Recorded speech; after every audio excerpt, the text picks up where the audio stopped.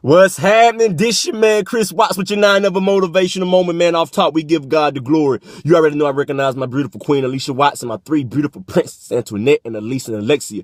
So real quick for the 9 Never Motivational Moment, man, stay with me. I'm going to be talking fast, but I got a powerful word I want to share with you. And the thought comes from this.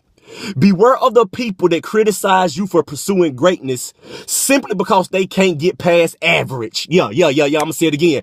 Beware of the people that criticize you for pursuing greatness simply because they themselves can't move forward from living an average life. I'm reminded of the story of Peter walking on water. Y'all know the story. The disciples was in the boat. A storm came. They seen Jesus already walking on the water. Now pay attention. They seen Jesus already walking on water, right? So Peter said, Lord, if it's you, bid me to come. And Jesus said, come. And immediately Peter stepped out of the boat. Look, you have to understand that on pursuing the bliss life, look, don't pay no attention to people that's going to criticize you for walking on water when they themselves refuse to step out of the boat. Now, I just said something. And the thing is this.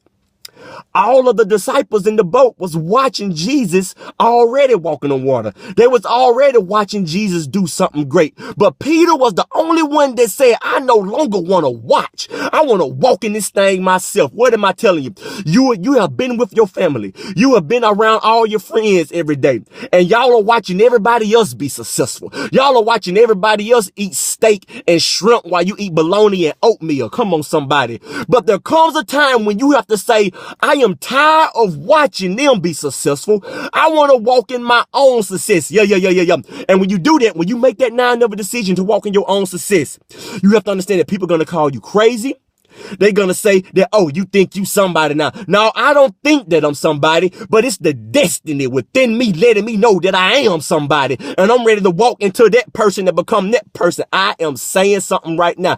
You have to understand that when you begin to pursue greatness, people are going to talk about you. Yeah, people are going to call you names, but you let them know this one thing. Whatever name you decide to call me, whether it's one singular or plural, you better make sure you add successful to it. Yeah, don't disrespect my success by not adding successful to whatever name you gonna call me. Yeah, look at it, the old peanut head Chris Watts with his old successful self. Yeah, don't disrespect my success. You better add successful to it, baby.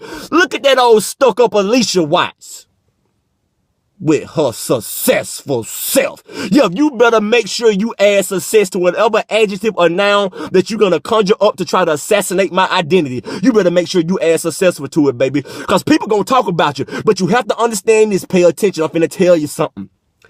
People will talk you out of your blessing and then turn around and gossip about your struggle. God, I gotta blow the horn on my car, make the car give me an amen.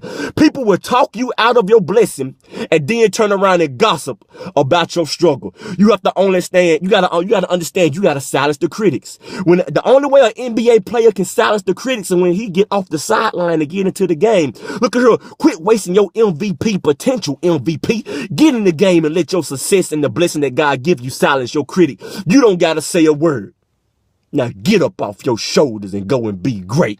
This ain't the beginning. This is forever. Together is now never. This your man, Chris Watts, man. Dream big, work hard, and live easy. Peace.